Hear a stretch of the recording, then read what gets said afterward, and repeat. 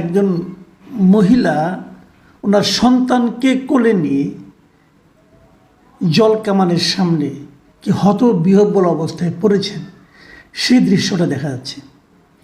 ছবিটাকে যদি আপনি একটু ক্লোজ করে দেখেন তাহলে দেখবেন সেই শিশুটির চোখে মুখে কি ভয়ঙ্কর ভীতিকর একটা বহিঃপ্রকাশ, ভয়ের বহিঃপ্রকাশ।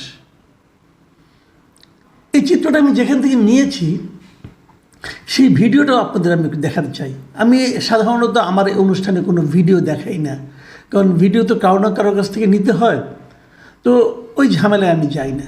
কিন্তু এই ভিডিওটা আমি দেখাবো। আমি ছোট্ট করে মাত্র 5 সেকেন্ডে একটা ক্লিপ দেখাচ্ছি, আপনারা এটা দেখুন।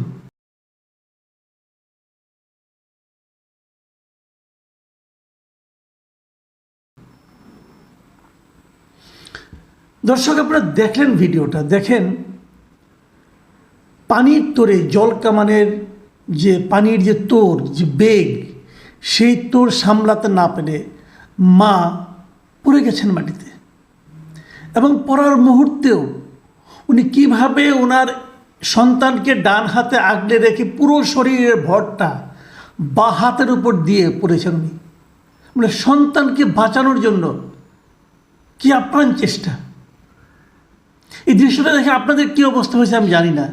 বিশ্বাস করেন, আজকে সারাদিন আমি স্বাভাবিকভাবে কোনো কাজকর্ম করতে পারিনি। আমার মনে হলে একটাই প্রশ্ন,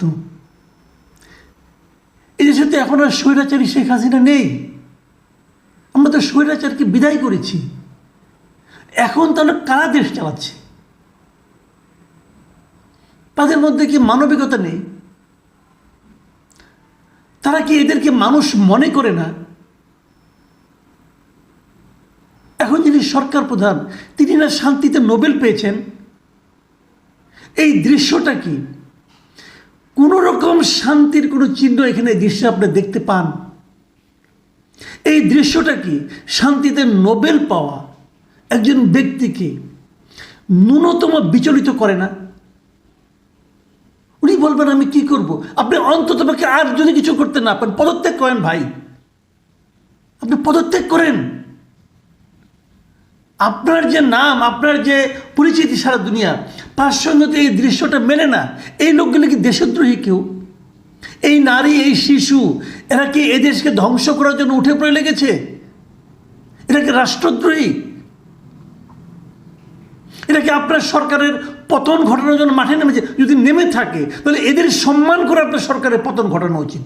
আপনার পুরো সরকার সহ পদত্যাগ করা উচিত এই একটা শিশুকে ভয় দেখানোর কারণে। আপনি কি ভাবছেন? কি ঘটনা